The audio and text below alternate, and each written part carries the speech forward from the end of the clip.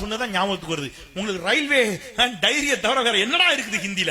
நற்றினை நல்ல குறுந்தொகை 500 ஒத்தப்பதிற்று 10 ஓங்கு வரிபாடல் கற்றறிந்தாரியத்தும் கலியோடு அகம்புறம் என்று இத்திரத்தை 8 தொகை என்று எங்களுக்கு இருக்கக்கூடிய இலக்கிய செழுமையை பற்றி உங்களுக்கு என்ன தெரியும்? விதைக்க பார்க்கிறேன். இது ஒரு நாள்ல உருவானதா? இந்த வளர்ச்சி எப்படி உருவானது? மந்திரத்துல யாராவது கேரளால இருந்து மலையாளம் ஆந்திரவாதியை கூட்டு வந்து மந்திரம் போட்டு தமிழ்நாடு இப்படி உருவானது என்று நினைக்கிறீர்களா நண்பர்களே? 1960 காலகட்டங்கள். இன்னைக்கு 70 75 வயதை தொட்ட நண்பர்களுக்கு தெரியும். தமிழ்நாட்டில் பெரிய உணவு பஞ்சம், மக்காச்சோளத்தை தின்னுட்டு இருந்த காலகட்டம் அது. இங்க இருந்து பாம்பேக்கு வேலை தேடி போவான் எல்லாரும். அப்படி ஒரு கடினமான காலகட்டத்தில் இந்த நாட்டினுடைய முதலமைச்சராக பொறுப்பேற்கிறார் என் நெஞ்சமெல்லாம் நிறைந்திருக்கக்கூடிய தலைவர் முத்தமிழர் டாக்டர் கலைஞர். அவருக்கு இருக்கக்கூடிய முதல் சவால் என்ன தெரியுமா?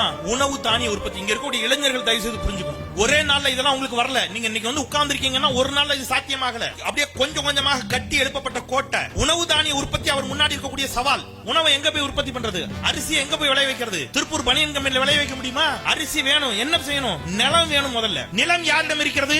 நிலம் எல்லாம் பண்ணையார்களின் கைகளில் இருக்கிறது. இந்தியாவிலேயே நல்லா கவனிச்சுங்க, இந்தியாவிலேயே முதன்முறையாக நில உச்சவரம்பு சட்டத்தில் ஒரு திருத்தத்தை கொண்டது. பண்ணையார்களின் கைகளில் இருந்த நிலத்தை பிடிங்கி பாட்டாளிகளின் கைகளில் கொடுத்தவர் முத்தமிழர் டாக்டர் கலைஞர். நிலம் கையில வந்துடுச்சு. அடுத்தது என்ன செய்யறது? தண்ணி வேணும். என்ன பண்ணலாம்? ஒருத்தன் கேக்குறான், பைத்தியக்காரன் சுத்திக்கிட்டு இருக்கான் சீமான். பெருந்தலைவர் காமராஜருக்கு பிறகு வந்த ஒருவராவது ஒரு அணைக்கட்டாவது கட்டியது உண்டா அப்படின்னு முன்னாடி இருந்து கிலோக்குள்ள ஒரு 10 பேர் கேட்டுட்டான். பைத்தியக்காரங்களா? இந்தியாவிலேயே 42 அணைக்கட்டுகளை கட்டிய ஒரே முதலமைச்சர் முத்தமிழர் டாக்டர் கலைஞர். இப்ப இடத்தை கொடுத்தாச்சு, தண்ணி வேணும், அணைக்கட்டுகளை கட்டுகிறார். அணைக்கட்டு கட்டிய ஊருக்கெல்லாம் தண்ணி போயிடும். அணைக்கட்டு மூலம் போக வாய்ப்பு இல்லாத கிணற்று நீர் பாசனம் இருக்கிறது. அவர்களுக்கு எப்படி தண்ணீர் கொடுப்பது? கிணற்று நீர் பாசனம் வைத்திருக்கிறாயா? நீ மோட்டார் வை, நான் உனக்கு இலவச மின்சாரம் தருகிறேன் என்று விவசாயிகளுக்கு இலவச மின்சாரம் கொடுக்கிறார். இப்ப இலவச மின்சாரம், அணைக்கட்டுகள், நில உச்சவரம்பு சட்டத்தில் சீர்திருத்தம், உணவு வந்துருச்சு, நெல்லு விளைஞ்சு வந்தாச்சு. இந்த நெல்லை மக்கள்கிட்ட கொண்டு போய் கொடுக்கணும், அரிசி ஆக்கி கொடுக்கணும். எப்படி கொடுக்கிறது? கடையில கொடுத்தா கடைக்காரன் வைக்கிறது தான் விலை. எப்படி கொடுக்கிறது? யோசிக்கிறார். தமிழ்நாடு நுகர்பொருள் வாணிப கழகம் என்பதை இந்தியாவிலேயே முதன்முறையாக உருவாக்கி ஊருக்கு ஊர் ரேஷன் கடைகளை திறந்து நியாய விலையில் உணவு தானியங்கள் மக்களை போய் சேர்வதற்கு ஒரு திட்டத்தை வகுக்கிறார். இப்போ உணவு போயாச்சு, போதுமா? சாப்பாடு மட்டும் வந்தா போதுமா? கல்வி 35,000 தொடக்க பள்ளிகளை தொடங்குகிறார் இந்தியாவிலேயே முதன்முறையாக முத்தமிழர் டாக்டர் கலைஞர். 3 கிலோமீட்டருக்கு ஒரு தொடக்கப்பள்ளி என்ற ஒரு மாபெரும் வரலாற்று சாதனையை செய்து காட்டுகிறார். பள்ளியோட நிறுத்தினாரா? நம்முடைய தலைவர் போட்ட எல்லா திட்டத்தையும் ஜெயலலிதா அம்மா வந்தோட ஆட்சியில் வந்தோட நிப்பாட்டிடுவாங்க. அவர் அப்படி செய்யல. பள்ளி குழந்தைகளுக்கு சத்துணவு அளிக்கிறார் எம்ஜிஆர். எம்ஜிஆர் கொண்டு வந்த திட்டம் என்பதாலேயே அதை நிறுத்தி விடாமல் அந்த சத்துணவை சத்தான உணவாக மாற்ற சாப்பாட்டில் முட்டையை கொடுக்கிறார். தமிழ்நாடு அரசு போக்குவரத்து கழகம் தொடங்குகிறார். கிராமங்கள் தோறும் பேருந்து வசதியை கொடுக்கிறார். மினி பஸ் திட்டம் தொடங்குகிறார். படிப்படியா ஒவ்வொரு இடமா நகருகிறார். அந்த பிள்ளைகளுக்கு இலவச பஸ் பாஸ் கொடுக்கிறார். அடுத்த கட்டத்துக்கு என்ன யோசிக்கிறார்? கல்லூரிகளுக்கு செல்ல வேண்டும் பிள்ளைகள். கல்லூரிகள் என்றால் என்ன செய்யறது? மாவட்டம் தோறும் ஒரு மருத்துவக் கல்லூரி, மாவட்டம் தோறும் ஒரு மருத்துவக் கல்லூரியோடு கூடிய மருத்துவமனை, மாவட்டம் தோறும் பொறியியல் கல்லூரிகள். இன்ஜினியரிங் கல்லூரினா எப்படி இன்ஜினியரிங் கல்லூரி? கால்குலேட்டர்னா என்னன்னே தெரியாத காலத்துல அனைத்து இடங்களிலும் கம்ப்யூட்டர் கல்வியை கொண்டு வந்து கொடுக்கிறார். அந்த பிள்ளைகள் கம்ப்யூட்டர் கல்வி படித்து முடித்து வந்த பிறகு என்ன செய்வது என்று தேடுகின்ற பொழுது டைட்டில் பார்க்க கொண்டு வந்து வேலை வாய்ப்பை ஏற்படுத்தி கொடுக்கிறார். இது எல்லாத்துக்கும் மேல சாதிய ஏற்றத்தாழ்வுகளோடு இருக்கக்கூடிய இந்த சமூகத்தில் சாதிய ஏற்றத்தாழ்வுகள் ஊரும் சேரியுமாக இருக்கிறது. அதை மாற்றி அமைப்பதற்கு சமத்துவ புறங்களை தருகிறார். கல்வியை பெருக்குவதற்கு மாவட்டங்கள் தோறும் நூலகங்களை கட்டித் தருகிறார். விவசாயிகளினுடைய வாழ்வாதாரத்தை மேம்படுத்துவதற்கு உழவர் சந்தைகளை உருவாக்கி தருகிறார். இதெல்லாம் ஓட்டுக்காக செஞ்சாருங்க. பெண்களுக்கு இந்தியாவிலேயே முதன்முறையாக சொத்துரிமையை பெற்று தருகிறார். பெண்களுக்கு முதன்முறையாக காவல்துறையில் பணியாற்றும் உரிமை பெற்று தருகிறார். பெண்களுக்கு கூட ஓட்டுரிமைக்காக செஞ்சான்னு வச்சுக்கோங்க. திருநங்கைகள், திருநம்பிகள் ஒரு தொகுதியில வெற்றி தோல்வியை தீர்மானிக்கக்கூடிய இடத்தில் இருக்கிறார்களா?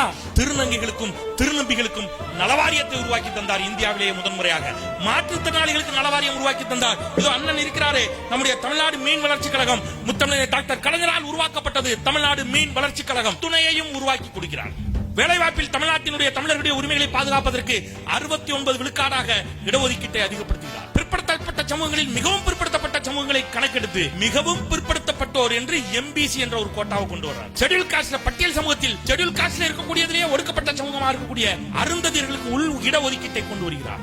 இஸ்லாமியர்களுக்கு உள்ளிட ஒதுக்கீட்டை கொண்டு வருகிறார். என்னடா செய்யல திராவிட முன்னேற்ற கழகம்? வானுயர வள்ளுவனுக்கு சிலை, வள்ளுவர் கோட்டம், தமிழுக்கு செம்மொழி அங்கீகாரம். இன்றைக்கு முத்தமிழ் டாக்டர் கலைஞருடைய வழியில இன்றைக்கு இருக்கக்கூடிய நம்முடைய முதலமைச்சர் ஆட்சிக்கு வந்தவுடன் லிட்டருக்கு 3 ரூபாய் பெட்ரோல் விலையை குறைச்சார், ஆவின் பால் விலையை குறைத்தார், மாணவிகளுக்கு 1000 ரூபாய், மாணவர்களுக்கு 1000 ரூபாய், மகளிர் உரிமை தொகை, எல்லாவற்றையும் எதுவுமே உங்களுக்கு ஒரே நாள்ல நடக்கலைங்கிறதுக்காக இதை சொல்றேன். இதே மேடையில நாளைக்கு அதிமுக இங்க போட முடியாது. பெரியார் இருக்கிறாரு, பெரியார் கம்பெடுத்து அடிப்பாரு, சுயமரியாதை ஏற்றவர்கள் வேற எங்கேயோ ஒரு இடத்துல போடுங்க.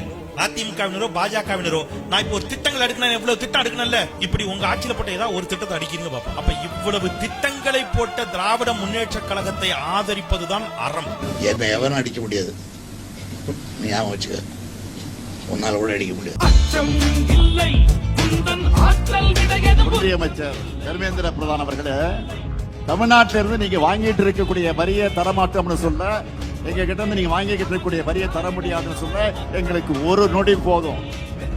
நான் இருக்கிற வரைக்கும், திமுக இருக்கிற வரைக்கும், இந்த முத்துவேல் கருணாநிதி ஸ்டாலின் இருக்கிற வரைக்கும் இந்த மண்ணுக்குள் வர முடியாது. அவங்க அப்பா வீட்டு காசியா கேட்டோம். தமிழ்நாட்டு மக்கள் கொடுத்த வரி பணம் தானே, மற்ற மாநிலங்களுக்குலாம் கேட்காம கொடுக்குறீங்கல்ல, தமிழ்நாடு மட்டும் ஏன் தனியா பாக்குறீங்க? இப்படி கொஞ்சம் கொஞ்சம் கொஞ்சம் கொஞ்சமாக நாங்க கட்டி எழுப்பிய கோட்டைய, நாங்க கட்டிய அழகான பூ மாலைய நீ குரங்கு வந்து பிச்சு போட்ட மாதிரி பிச்சு போட்டதுக்கு நாங்க எப்படா விடுப்போம்? எப்படி விடுவோம்?